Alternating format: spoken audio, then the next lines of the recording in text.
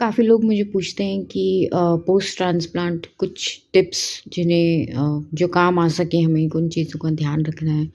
तो यस, बिल्कुल बहुत सी ऐसी बातें हैं, छोटी-छोटी बातें हैं जो हम गौर नहीं करते हैं।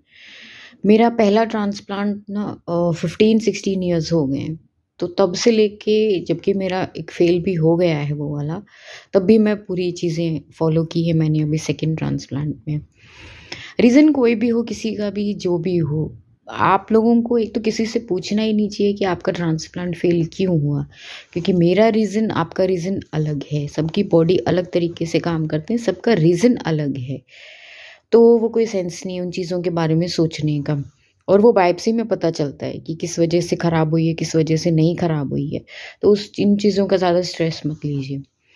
अब ट्रांसप्लांट होने के बाद जो चीज़ें आप लोगों को करनी है, वो ये करनी है कि जैसे ही आप हॉस्पिटल से डिस्चार्ज होके आते हैं, एक तो अपने हॉस्पिटल से डाइट चार्ट और मेडिसिन्स का चार्ट, कि मान लीजिए घर पे आने के बाद कई बार डॉक्टर्स अवेलेबल नहीं होते हैं मैसेज पे या फ़ोन पे। तो अगर वॉमिट हो रही है, लूज़ मोशंस हो गए, पेट दर्द हो रहा है, ज़ुकाम हो गया, सर दर्द हो गया, बुखार हो गया, ऐसी कुछ चीज़ें हैं, तो उस समय पे हम लोग क्या दवाइयाँ लें, उसका भी एक प्रॉपर चार्ट आता है। वो सारी दवाइयाँ इमरजेंसी में अपने घर पे रखें। Sanitize, napkins, tissues, wet wipes, proper towel, आपका एक बड़ा भी हो, 2-4 छोटे भी हों आस-पास में। बेडशीट्स आपकी रोज़ चेंज होनी चाहिए, लगभग 1 महीने तक। बिल्कुल, आपके कमरे में सिर्फ़ एक इंसान आएगा, आपका खाना एक इंसान बनाएगा। डब्बे अलग चीज़ों के अलग होने चाहिए, मतलब हर कोई मसाला डब्बे में हाथ दे रहा है और वो कर रहा है, वो वाला काम नहीं करना है। ट्रांसप्लांट पेशेंट का एक अलग बॉक्स बना के रखिए सब चीज़ों के।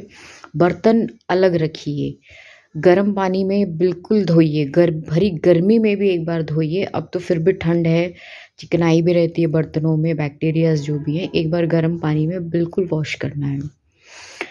खाना प्रॉपर जब आप बना के रसोई से कमरे तक ले जा रहे हैं, ढक कर लेकर जाइए, बहुत बैक्टीरियाज़ होते हैं। 3-4 लीटर पानी कमरे में ही रखिए, बार-बार इधर-उधर नहीं। जो भी पी रहे हैं आप, जो भी फ्रेश चीज़ें रसोई से लेकर जा रहे हैं, उसे कवर करके ही लेके जाइए। एक ही कमरे में एक ही इंसान जाएगा कमरे में, और डिस्चार्ज होने के बाद भीड़ इकट्ठा मत कीजिए घर पे, किसी को नहीं मिलना है पेशेंट से।